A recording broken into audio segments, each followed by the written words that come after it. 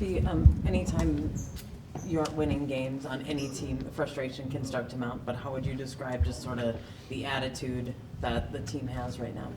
I think definitely frustration just because, it's hard to start a season off this way. We know that we're building and we need to get better, but it's the mistakes that are really controllable. I think that is the most frustrating. It's not talent-wise. We're just not doing what we need to do execution-wise.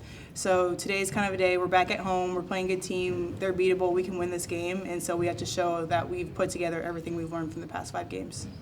With today being June 1st, is there still kind of like a no need to panic with the 0-5 start?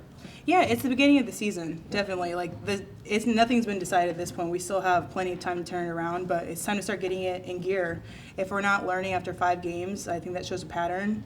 It probably has until this point, so we need to show that we're learning, and we have to get a win. It's a home game.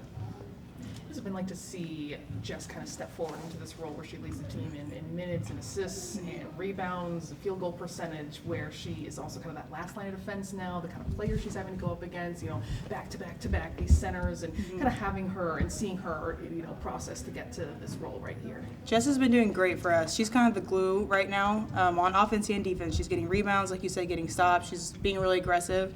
And so having her step into that role, we definitely needed it, and I'm really proud of what she's done, and I'm sure she'll continue to do it throughout the year. Fee, we saw in the second half of the last game your offense really starting to come alive and your ability to get to the basket. What are you seeing from defenses right now? Are you seeing people lock down on you early, or what are you kind of feeling as everyone comes here looking for you?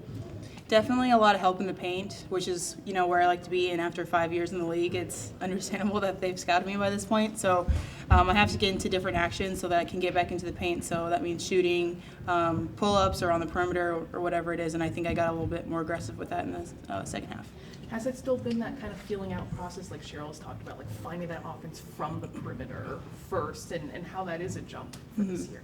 Yeah, it's obviously not my first go-to as a player, my style, so making that my, without like a second thought kind of action is kind of a learning curve, but it's something that I have to be better at, because if I don't start doing that, Cheryl, as you heard, and she's like, the shot fake's not working. You have to shoot when you're open. So just getting that into that mindset instead of trying to get into the paint every time.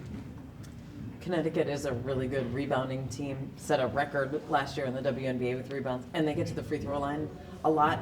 Those are just kind of little things that make a difference in a game. Mm-hmm. How do you guys try to target, especially the rebounding that they bring tonight?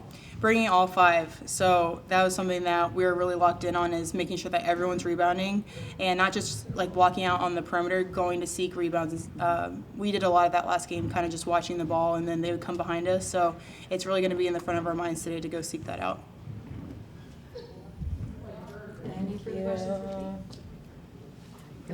Thank you. Thank you. Thank you.